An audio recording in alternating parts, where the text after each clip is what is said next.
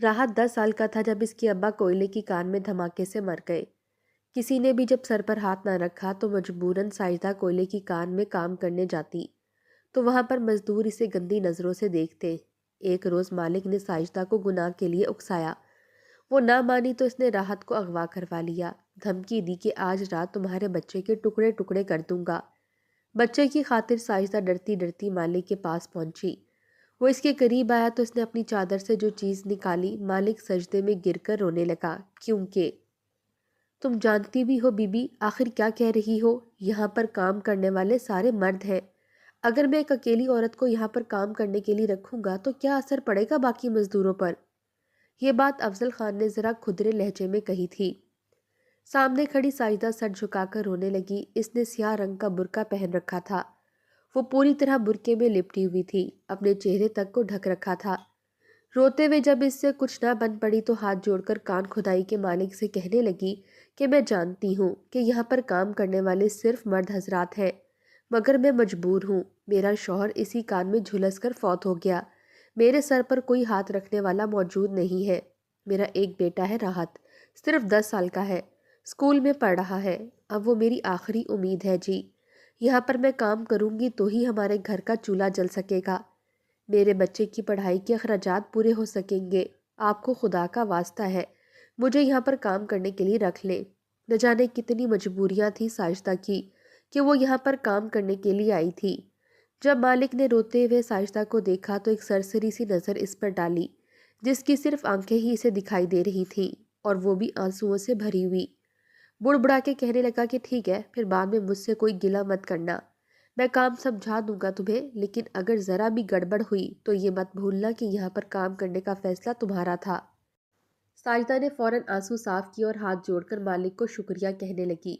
اس کا 10 سالہ بچہ راحت بھی اس کے ساتھ ہی موجود تھا۔ اسی روز سے اس نے کام شروع کرنا تھا۔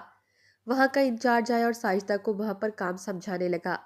وہ کام محنتی مزدوروں کے کرنے والا تھا۔ ایک عورت وہ کام کبھی بھی آسانی سے نہیں کر سکتی تھی، لیکن اس کے باوجود ساجدہ نے ہمت نہیں ہاری تھی۔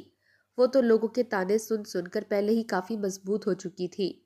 راحت اپنی ماں کو دیکھ رہا تھا، کہنے لگا کہ اماں آپ فکر مت کرو، میں بھی آپ کے ساتھ آپ کا یہ کام کرواؤں گا۔ ہم دونوں ماں بیٹا مل کر یہاں پر کام کریں گے تو ہمارے پاس بہت زیادہ پیسے آ جائیں گے۔ مگر ساجدہ نے بڑے ہی پیار سے اپنے بیٹے کے ماتھے پر بوسہ دیا اور کہنے لگی کہ نہیں میرا بچہ، تم یہاں پر آرام سے بیٹھو، میں کام کر کے کان سے باہر آ جاؤں گی تو پھر ہم واپس گھر چلیں گے۔ ساجدہ برقعے میں ملبوس بتائے ہوئے کام کرنے لگی، جو کہ کافی مشقت بھرا تھا، مگر یہ کرنا اس کے لیے ضروری تھا۔ کام کرتے ہوئے اسے بے ساختہ اپنا شوہر یاد آنے لگا۔ جب تک شوہر سر پر سلامت تھا اسے کسی بھی طرح کی پریشانی آنے نہیں دی تھی۔ جو بھی کما کر لاتا لا کر ساجدہ کے ہاتھ پر رکھتا۔ دونوں بڑے ہی دھیان سے پیسوں کا استعمال کرتے اور بچا کر بھی رکھا کرتے تھے۔ ایک ہی بیٹا تھا راحت، اس پر تو دونوں جان نچھاور کیا کرتے تھے، مگر کچھ ماہ پہلے کوئلے کی کان میں میتھین گیس جمع ہونے کی وجہ سے دھماکہ ہو گیا۔ دھماکہ ایسا ہوا کہ 3 مزدور اس آگ کی لپیٹ میں آ کر جھلسنے لگے۔ ہر سو چیخو پکار کی آواز بلند ہوئی تھی۔ اس کان سے کچھ دوری پر ہی ایک علاقے میں ساجدہ رہتی تھی۔ جب اسے اچانک سے کچھ دوری پر چیخو پکار کی آواز آئی تو وہ بھی گھر سے باہر نکل آئی۔ جب پوچھا گیا تو پتہ چلا کہ کوئلے کی کان میں آگ لگ چکی ہے، دھماکہ ہوا ہے۔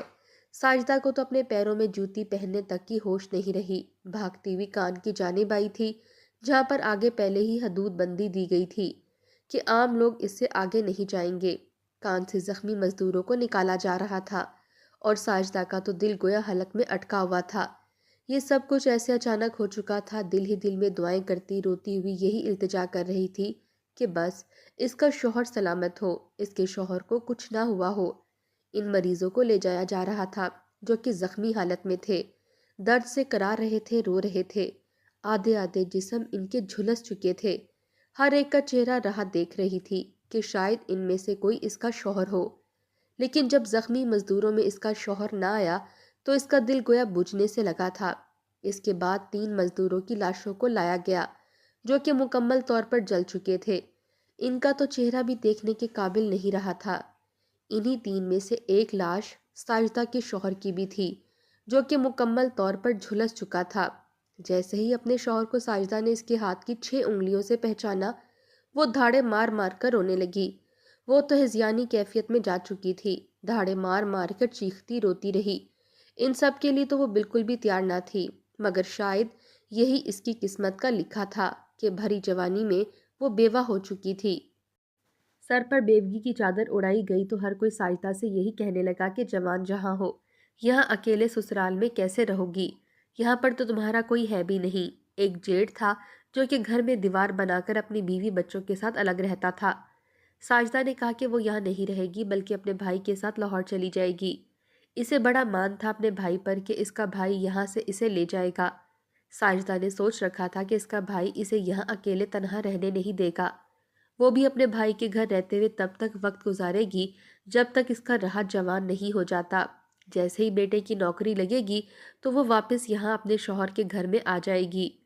ساجدہ کا ایک ہی بھائی تھا۔ دھیرے دھیرے مہمان جانے لگے تو اس کا بھائی اس کے پاس آ کر بیٹھا۔ اس کی بھابھی نے تو اتنے بڑے حادثے پر آنے کی بھی زحمت نہیں کی تھی۔ ساجدہ نے روتے ہوئے اپنے بھائی کے سینے پر سر رکھا اور پھر کہنے لگی کہ بھائی، بھابھی کیوں نہیں آئی؟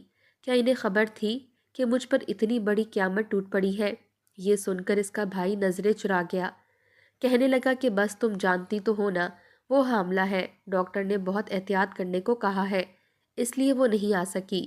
یہ سن کر ساجدہ اپنی بھابھی کو دعائیں دینے لگی۔ ساجدہ کو لگا تھا کہ وہ اب اپنے بھائی کے ساتھ چلی جائے گی، مگر اس کا بھائی کہنے لگا کہ ساجدہ، مجھے اجازت دو، مجھے گھر جانا چاہیے۔ تمہاری بھابھی گھر میں اکیلے دوسرے بچوں کو کیسے سنبھالے گی؟ ویسے بھی اس کی طبیعت اب کچھ ٹھیک نہیں رہتی۔ میں گاہے بگاہے تمہارے پاس چکر لگاتا رہوں گا، اور ہاں یہ لو 10,000 روپے، اپنے پاس رکھو، فی الحال میرے پاس یہی ہے۔ ساجدہ حیرت سے اپنے بھائی کا چہرہ دیکھنے لگی تھی۔ اسے تو لگا تھا اس کا بھائی اسے اپنے ساتھ لے کر جائے گا، مگر ایسا نہیں تھا۔ اس نے خود بول کر بھی کہا کہ بھائی، آپ مجھے یہاں پر اکیلا چھوڑ کر جا رہے ہیں، میں اور راحت یہاں پر اکیلے کیسے رہیں گے؟ مجھے تو لگا تھا کہ میں آپ کے ساتھ جاؤں گی۔ اتنا سننا تھا کہ اس کا بھائی کہنے لگا کہ ساجدہ، یہ تمہارا گھر ہے، تم بھلا کیسے اپنا گھر چھوڑ سکتی ہو؟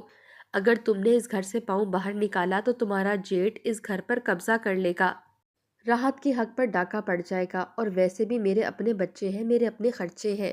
تم تو میری بہن ہو، میرے حالات سے اچھی طرح سے واقف ہو، آخر میں کما ہی کتنا لیتا ہوں۔ بھائی کی مجبوری سن کر ساجدہ کے رہے سہے مان بھی ختم ہو چکے تھے۔ وہ خاموش ہو گئی۔ اس کا بھائی بھی چلا گیا اور وہ راحت کے ساتھ گھر میں تنہا رہ گئی۔ آس پڑوس والوں نے 1-2 مہینے کا راشن ان کے گھر ڈلوا دیا تھا۔ جیسے ہی ساجدہ کی عدت ختم ہوئی تو سب نے تو گویا آنکھیں ہی پھیر لی تھیں۔ ساتھ گھر میں رہنے والا جیٹ اگر 2 منٹ کے لیے راحت کے پاس آ جاتا، اسے دلاسے دیتا، تو جیٹھانی فوراً اپنے شوہر کو بلا لیتی، کہتی کہ کیا ضرورت ہے اس کلموہی کے پاس جانے کی۔ دراصل گھر میں دیوار بھی اسی وجہ سے کھڑی ہوئی تھی، کیونکہ ساجدہ بہت خوبصورت تھی اور ساجدہ کی جیٹھانی سانولی اور انتہائی نکچڑی قسم کی عورت تھی۔ جیٹ تو جیسے ساجدہ کے ساتھ بات کرنے کے بہانے ڈھونڈتا تھا۔ وہ کھانا بناتی تو کھانے کی خوب تعریفیں کرتا، کوئی چیز بیوی کے لیے لے کر آتا تو ساجدہ کو بھی لا کر دیتا۔ یوں ہی ایک روز جیٹھانی نے وویلا مچا دیا کہ یہ ساجدہ جادوگرنی ہے، ایک مرد سے اس کا پیٹ نہیں بھرا کہ میرے شوہر پر بھی قبضہ کرنا چاہتی ہے۔ ساجدہ کی شوہر کی غیرت پر بن آئی تھی۔ اس نے اسی روز گھر میں دیوار کھڑی کر لی اور یوں دونوں بھائیوں کے تعلقات ختم ہو گئے۔ گھر میں راشن ختم ہوا تو ساجدہ کو فکر ستانے لگی کہ اس کا بیٹا اب کیا کھائے گا۔ وہ کسی کے دروازے پر جا کر کچھ مانگ بھی نہیں سکتی تھی کہ عین اسی وقت جیٹ گھر میں داخل ہوا۔ جیٹ کی چپتی نظریں اپنے وجود پر برداشت کرتے ہوئے ساجدہ نے فوراً چادر اپنے گرد لپیٹ لی۔ جیٹ نے ساجدہ کے سر پر ہاتھ رکھا جو کہ دھیرے دھیرے سر سے سرکتا ہوا کندھے تک پہنچا تھا۔ غیر کا لمس محسوس کرتے ہی ساجدہ پیچھے ہٹی تھی، مگر جیٹ پوری کوشش کر رہا تھا۔ کہنے لگا کہ بھابھی فکر کرنے کی ضرورت نہیں ہے، تمہارے سارے خرچ میں اٹھاؤں گا، ہر مہینے پیسے اور راشن پہنچ جایا کرے گا۔ یہ سن کر ساجدہ نے سکھ کا سانس لیا تھا، مگر پہلے مہینے ہی گھر میں راشن ڈلا تو رات کے 11:30 دروازے پر دستک ہوئی۔ ساجدہ نے جا کر دروازے سے دیکھا تو باہر جیٹ کھڑا تھا۔ وہ پریشان سی ہو گئی کہ کہیں جیٹھانی کی طبیعت تو نہیں خراب ہو گئی۔ دروازہ کھول کر جیسے ہی جیٹ سے کچھ پوچھنا چاہا تو جیٹ فوراً گھر میں داخل ہو چکا تھا۔ اگلے ہی پل ساجدہ کا ہاتھ پکڑ لیا، کہنے لگا کہ دیکھو ساجدہ، مجھے مزید مت تڑپاؤ، میں تمہارا خرچ اٹھاؤں گا، تمہارے بچے کی ہر ضرورت کو پورا کروں گا، مگر بدلے میں تمہیں میرا بھی تو خیال رکھنا چاہیے نا۔ تم جانتی ہو نا میں تمہارے لیے کیا جذبات رکھتا ہوں۔ اب تو تمہارا شوہر بھی نہیں رہا۔ اتنا سننا تھا کہ ساجدہ نے زناٹے دار تھپڑ اپنے جیٹ کے منہ پر مار دیا، کہنے لگی کہ دفع ہو جاؤ یہاں سے، میں تمہاری عزت اپنا بڑا بھائی سمجھ کر کرتی تھی، کیسے شخص ہو تم؟ اپنے ہی چھوٹے بھائی کی بیوہ کے ساتھ ایسے الفاظ ادا کرتے ہوئے تمہاری غیرت نہیں جاگی؟ ارے خدا کا قہر نازل ہو تم جیسوں پر جو رشتوں کا تقدس پامال کرتے ہیں۔ ساجدہ کی آواز ضرورت سے زیادہ ہی اونچی ہو چکی تھی۔ ساجدہ کی آواز گونجنی تھی کہ جٹھانی بھی اٹھ کر بیٹھ گئی۔ اپنے شوہر کو گھر میں موجود نہ پایا تو اس کا شک سیدھا ادھر گیا تھا، وہ بھی اٹھ کر وہاں آ چکی تھی اور رات کے پہر وہاں پر تماشا سا لگ چکا تھا۔ پڑوس کے لوگ بھی اٹھ کر آ چکے تھے، کوئی بھی ساجدہ کے جیٹ کو برا بھلا نہیں کہہ رہا تھا، بلکہ سب نے مل کر کیچڑ ساجدہ پر ہی اچھالا تھا کہ یہ اپنے جیٹ پر ڈورے ڈال رہی ہے تاکہ اس کا جیٹ بیوی کو چھوڑ کر اس کے ساتھ شادی کر لے اور یوں اس کے قدم یہاں پر مضبوط ہو جائیں۔ ایسے الفاظ تو ساجدہ کے وہم و گمان میں بھی نہیں تھے۔ وہ رونے لگی، لوگوں کو یقین دلانے لگی، مگر ہر بار کردار عورت کا ہی اٹھا کر بیچ چوراہے پر لٹکایا جاتا ہے۔ مرد کا کیا ہے، وہ تو اپنے حق میں بغیر کچھ بولے بھی عزت دار ہی سمجھا جاتا ہے۔ یہاں بھی کچھ ایسا ہی ہوا تھا۔ کتنی ہی دیر وہ اپنے بیٹے راحت کو سینے سے لگائے روتی رہی۔ صبح ہوئی تو پورے علاقے میں یہ بات پھیل چکی تھی کہ ساجدہ سے بچ کر رہو۔ ارے شوہر کیا مرا، وہ تو دوسروں کے مردوں پر ڈورے ڈالنے لگی ہے، مت جاؤ اس کے اس برقعے پر۔ پھرتی تو گلیوں میں بڑے برقعے پہن کر چہرہ ڈھک کر ہے، مگر اندر سے اتنی ہی سیاہ ہے، پورے کا پورا فطور ہے۔ ساجدہ کا جی چاہا کہ وہ اپنی جان دے دے۔ وہ 5 وقت کی نمازی عورت حافظ قرآن تھی، ہر وقت کسی نہ کسی ورد میں مشغول رہتی تھی۔ اس پر اس طرح کے الزام اس کے مرنے کے منافی تھے۔ اس کا جی چاہا کہ بس خودکشی کر لے، مگر اپنے بیٹے کی خاطر اس نے کچھ نہیں کیا تھا۔ لوگوں کا کیا تھا، آج اس کے بارے میں بول رہے تھے، کل کسی اور کی بات پکڑ لیتے۔ جب سب لوگوں نے اپنے ہاتھ اٹھا لیے تو مجبوراً ساجدہ وہیں کوئلے کی کان میں کام کرنے لگی تھی۔ مکمل طور پر برقعے میں ملبوس وہ ہر کام کرتی، گرمی اور تپش میں سانس تک لینا محال ہو جاتا، مگر اس کے باوجود اس نے اپنے چہرے سے نقاب نہیں ہٹایا تھا۔ اسے کام کرتا دیکھ کر وہاں پر کام کرنے والے مزدور بھی اس پر طرح طرح کے جملے کسنے لگے تھے۔ ایک روز جب ساجدہ کان میں کام کر رہی تھی تو وہاں پر کچھ دوری پر 2 مزدور بھی کھدائی کرنے لگے۔ آپس میں ہنس ہنس کر باتیں کرتے ہوئے وہ ساجدہ کے کردار پر بات کرنے لگے تھے۔ ایک مزدور دوسرے کو بتانے لگا کہ یہ تو فلاں عورت ہے، آدھی رات کو جیٹ کے ساتھ پکڑی گئی تھی، تو سارا الزام جیٹ پر لگا رہی تھی، لیکن ہم بھی کوئی بچے نہیں ہیں جو حقیقت کو سمجھ نہ سکیں۔ اس طرح کے الفاظ ساجدہ نے وہاں پر سنے تو اس کا وجود کانپ چکا تھا۔ وہ لوگوں سے کہنے لگی کہ میں یہاں پر عزت سے کام کرنے کے لیے آئی ہوں، اور آپ لوگوں کے گھروں میں بھی تو بہن بیٹیاں موجود ہوں گی، بغیر سچ جانے آپ کسی کے کردار پر بھی بات نہیں کر سکتے۔ میں آپ سب لوگوں کو اپنا بھائی سمجھتی ہوں، اور بھائی کبھی بھی اپنی بہنوں کے معاملات یوں اچھالتے نہیں ہیں۔ ساجدہ کو لگا تھا کہ اس کے الفاظ سن کر وہ لوگ اسے عزت کی نگاہ سے دیکھنے لگیں گے، مگر ایسا نہیں تھا۔ وہ لوگ اسے غلط نظروں سے دیکھا کرتے، اس کے بارے میں طرح طرح کے جملے کستے اور کہتے کہ تم تو جیٹ کو بھی قابو کرنے سے باز نہیں رہی، پھر ہمارے ساتھ بات کرنے میں کیا حرج ہے؟ پورا محلہ ہی جانتا ہے کہ تم کیسی ہو، پھر اتنے نخرے کیوں دکھا رہی ہو؟ ساجدہ نے ایک روز جب یہ سنا تو ان لوگوں کو کھا جانے والی نظروں سے دیکھ کر کہنے لگی کہ جس طرح تم لوگ مجھے اکسانے کی کوشش کر رہے ہو، ٹھیک اسی طرح میرا جیٹ بھی مجھے اکسانے کی کوشش کر رہا تھا، مگر میں نے جب اسے انکار کیا، اس کے منہ پر تھپڑ مارا، تو اس نے مجھے سب کے سامنے بدنام کر دیا، ٹھیک ویسے ہی جیسے تم لوگ مجھے کر دو گے اگر میں تم لوگوں کے خلاف آواز بلند کروں گی۔ ساجدہ کے الفاظ سن کر وہ سبھی چلو بھر پانی میں ڈوب مرے تھے، کیونکہ حقیقت میں بھی وہ اسی طرح کے مرد تھے، اور ان کے سامنے ساجدہ ذرا سی بھی زبان کھولتی یا مذمت کرتی تو اس کا کردار اچھال دیتے۔ بہرحال اس روز کے بعد کسی مرد نے دوبارہ سے ساجدہ کے ساتھ تلخ کلام کرنے کی کوشش نہیں کی تھی۔ راحت اپنی ماں کے ساتھ ہی کان کے اندر رہنے لگا تھا۔ ایک روز وہاں پر جب مالک آیا تو اس کی نظر نہ چاہتے ہوئے بھی ساجدہ پر پڑ گئی۔ ساجدہ اس وقت کان کے اس حصے میں اکیلی تھی، اس کا بیٹا راحت اس کے پاس موجود تھا۔ وہاں پر ایک جانب کو صاف جگہ پر وہ دونوں ماں بیٹا کھانا کھا رہے تھے، اس لیے ساجدہ کا نقاب اترا ہوا تھا۔ جیسے ہی مالک کی نظر ساجدہ کے چہرے پر گئی، وہ تو جیسے پلکیں جھپکنا ہی بھول چکا تھا، کیونکہ ساجدہ ابھی بھی بھرپور جوان خوبصورت تھی۔ کچھ اس کے نئے نقش بھی ایسے تھے کہ کسی اپسرا سے کم نہیں لگتی تھی۔ یہ تو اس کے شوہر کے جانے کا غم اور پھر لوگوں کا بیگانہ ہو جانا تھا کہ وہ اس قدر کمزور لگنے لگی تھی، ورنہ ابھی بھی اگر وہ تیار ہوتی تو بہت خوبصورت لگتی۔ مالک برحال دھیرے دھیرے قدم اٹھاتا ہوا وہاں پر بنے ہوئے اپنے دفتر میں آ گیا۔ وہ خوش شکل تھا، شادی شدہ تھا، اس کے اپنے بچے جوان تھے۔ بڑی بیٹی کی شادی اس نے 1 ہفتہ پہلے ہی کی تھی۔ بیٹے اب اس کی شادی کی عمروں کے ہو چکے تھے، مگر آج ساجدہ کو دیکھ کر اس کی نیت خراب ہونے لگی۔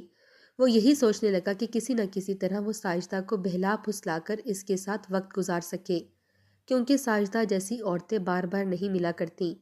اس روز اس نے ساجدہ کو اپنے دفتر میں بلایا۔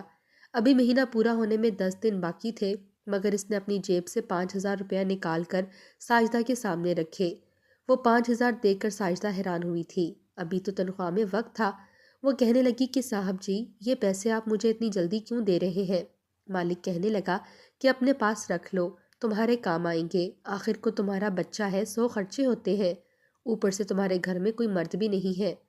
ساجدہ مالک کو عزت کی نگاہ سے دیکھنے لگی تھی کہ وہ اس کا اتنا احساس کر رہے ہیں۔ وہ پیسوں کو لے کر وہاں سے چلی گئی۔ اس کے بعد تو اکثر ایسی کئی مہربانیاں ساجدہ پر مالک کی طرف سے ہونے لگی تھیں۔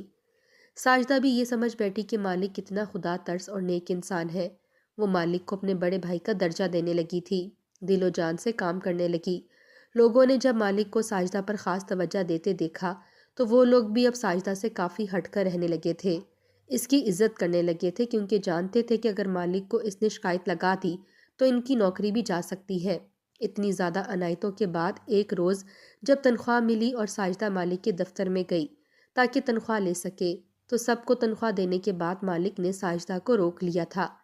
سب لوگ وہاں سے گئے تو مالک اسے باتوں ہی باتوں میں یہ بتانے لگا کہ وہ اسے کیا چاہتا ہے۔ ساجدہ کے تو رونگٹے کھڑے ہوئے تھے۔ وہ فوراً وہاں سے واپس گھر چلی گئی۔ نیند تو جیسے اس کی آنکھوں سے کوسوں دور ہو چکی تھی۔ کیا کچھ نہیں سوچ رکھا تھا اس نے، مگر اب سارے خواب ملیا میٹ ہوتے دکھائی دے رہے تھے۔ یہاں پر تو کان کا مالک بھی اس پر بری نظر رکھنے لگا تھا۔ وہ کام کرنے گئی، ایک مرتبہ پھر مالک وہاں پر آ گیا اور اسے گناہ کے لیے اکسانے لگا۔ جب اس نے اپنی حدود پھلانگنے کی کوشش کی تو ساجدہ پھٹ پڑی تھی۔ غصے سے کہنے لگی کہ پتہ نہیں کیوں تم مرد بے سہارا عورت کو دیکھ کر اسے اپنی ہوس کا نشانہ بنانے پر تل کیوں جاتے ہو؟ ارے اکیلی عورت تم لوگوں کا خریدا ہوا مال نہیں ہوتی، تم لوگوں کی ذمہ داری ہوتی ہے۔ تم لوگ انسانیت دکھاؤ، مسلمان ہو، کچھ خدا کا خوف کھاؤ، کل کو مر کر اپنے رب کو کیا منہ دکھاؤ گے؟ مالک کو ان باتوں سے کوئی فرق ہی نہیں پڑتا تھا۔ اس روز کام چھوڑ کر ساجدہ واپس گھر چلی آئی۔ ساری رات جائے نماز پر بیٹھ کر روتی رہی کہ یا اللہ، میرے لیے خودکشی حلال کر دے، یہ سب ہونا تھا تو مجھے راحت عطا نہ کرتا، میں سکون سے مر تو سکتی۔ ابھی وہ جائے نماز پر بیٹھی تھی کہ اس کے گھر کی دیوار سے کچھ لوگ اترے اور اس کے سوئے ہوئے راحت کو اٹھا کر وہاں سے چلے گئے۔ ساجدہ روتی رہی، ان لوگوں کو روکتی رہی، مگر وہ ساجدہ کو دھکا دے کر وہاں سے جا چکے تھے۔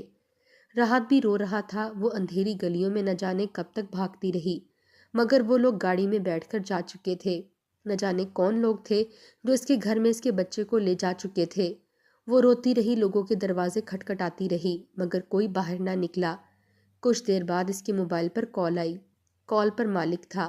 کہنے لگا کہ بہت غلط کر دیا تم نے میری بات ٹال کر۔ اگر اپنے بچے کی زندگی چاہتی ہو تو کل میری بتائی جگہ پر آ جانا۔ اگر تم نے کسی بھی طرح کی چالاکی کرنے کی کوشش کی تو میں تمہارے بچے کے ٹکڑے ٹکڑے کر دوں گا۔ ساجدہ رو رہی تھی، وہ کسی بھی حالت میں اپنی عزت نیلام نہیں کرنا چاہتی تھی۔ اسے تو پوری دنیا ہی بھیڑیا لگ رہی تھی۔ راحت تو اس کا سہارا تھا، اگر وہ اس مالک کے پاس نہ جاتی تو وہ اس کے بچے کو مار دیتا۔ ساری رات وہ کبھی قرآن پڑھتی، کبھی نوافل پڑھتی، رو رو کر اپنے رب سے مدد طلب کرتی رہی۔ اگلا روز آیا، جیسے جیسے وقت قریب آ رہا تھا، ساجدہ کی تو جان پر بننے لگی تھی۔